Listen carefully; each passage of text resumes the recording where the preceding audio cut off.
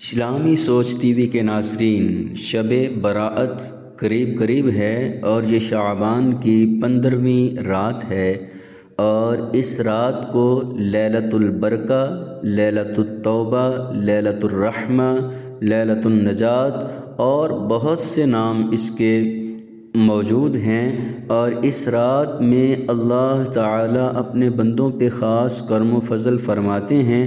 جو بندہ اس رات اللہ سے بخشش، توبہ، مغفرت طلب کرتا ہے، اللہ تعالیٰ اس بندے کو بخشش کی خیرات عطا فرما دیتے ہیں۔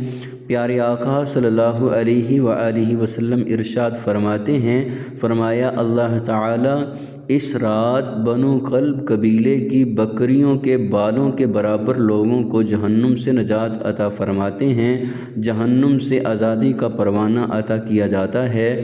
ناظرین، یہ عرب کا ایسا قبیلہ ہے جس کی بکریوں کی تعداد اتنی ہے کہ انہیں گننا ممکن نہیں۔ اندازہ لگائیے ان کے جسموں پر بالوں کو کون گن سکتا ہے۔ یعنی اللہ تعالیٰ بے حساب لوگوں کو اپنی رحمتوں سے نوازتے ہیں، جنت عطا کی جاتی ہے، جہنم سے نجات عطا کی جاتی ہے۔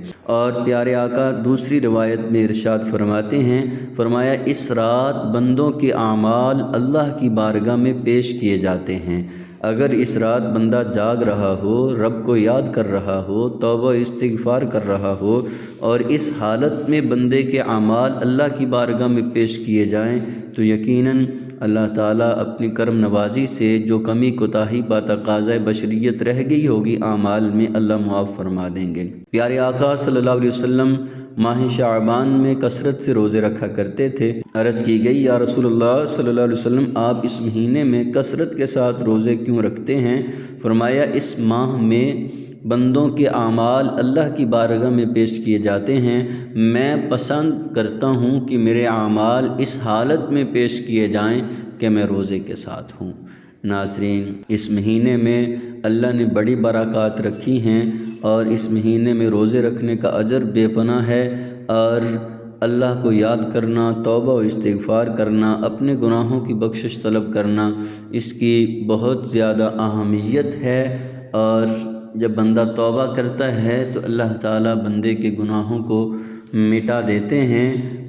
پیارے آقا صلی اللہ علیہ وسلم ارشاد فرماتے ہیں، توبہ کرنے والا گویا ایسے ہی ہے کہ جیسے اس نے گناہ کیا ہی نہیں۔ تو اس لیے اس مہینے میں اور بالخصوص اس کی رات 15ویں شب جسے شب برات کہا جاتا ہے، اپنے رب کو یاد کیجئے، توبہ و استغفار کیجئے، اور اللہ تعالیٰ کی رحمتیں اور برکتیں سمیٹیے۔ اللہ تعالیٰ آپ سب کا حامی و ناصر ہو۔ جزاکم اللہ خیرا۔